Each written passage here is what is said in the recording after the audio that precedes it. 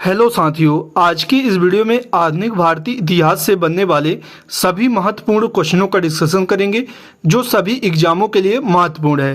पहला प्रश्न है, भारत से ब्रिटेन की ओर संपत्ति के अवहन का सिद्धांत किसने प्रतिपादित किया था? दादा भाई नौरोजी ने।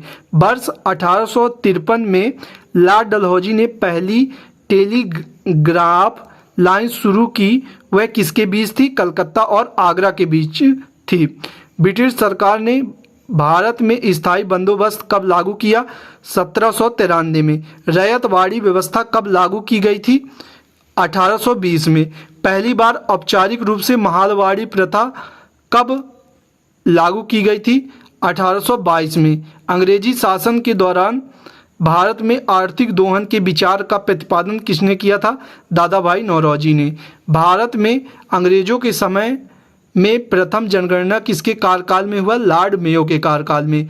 भारत में आधुनिक शिक्षा का जन्मदाता किसे कहा जाता है? चार्ल्स ग्रांट को। भारत में आधुनिक उद्योगों की स्थापना कब आरंभ हुई? 1850 में।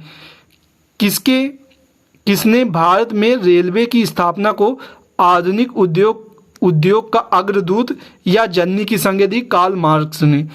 पहली आधुनिक पटसन मिल स्थापित हुई रिसरा बंगाल में। भारत में विकेंद्रीकरण का शुभारंभ किसके समय में हुआ? लॉर्ड मेयो के कार्यकाल में हुआ। The economic history of India के लेखक कौन है? रमेश चंद्र दत्त हैं। अगला प्रश्न है, भारत में प्रथम रेलवे लाइन किस ब्रिटिश गवर्नर जनरल के समय बिछाई गई थी? लॉर्ड डलहौजी के समय बिछाई गई थी।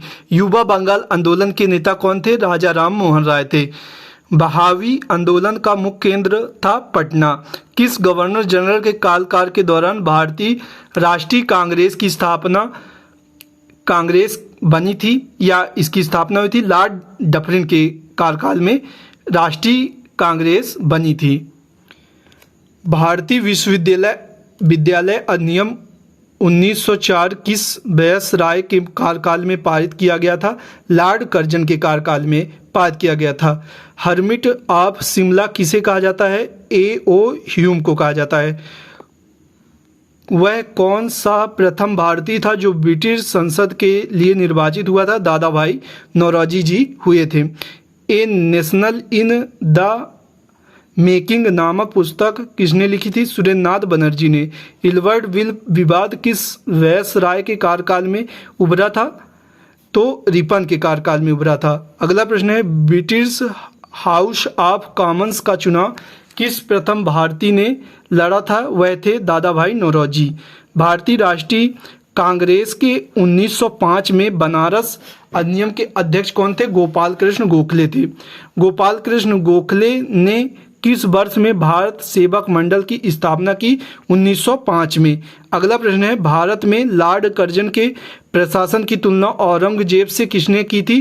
गोपाल कृष्ण गोखले ने की थी। अगला प्रश्न है, भारतीय क्रांति की जननी मदर ऑफ इंडियन रेवोल्यूशन किसे कहा जाता है? मैडम भीका जी रुस्तम कामा को कहा जाता है। मिलते हैं नेक्स्ट वीडियो में नए टॉपिक के साथ।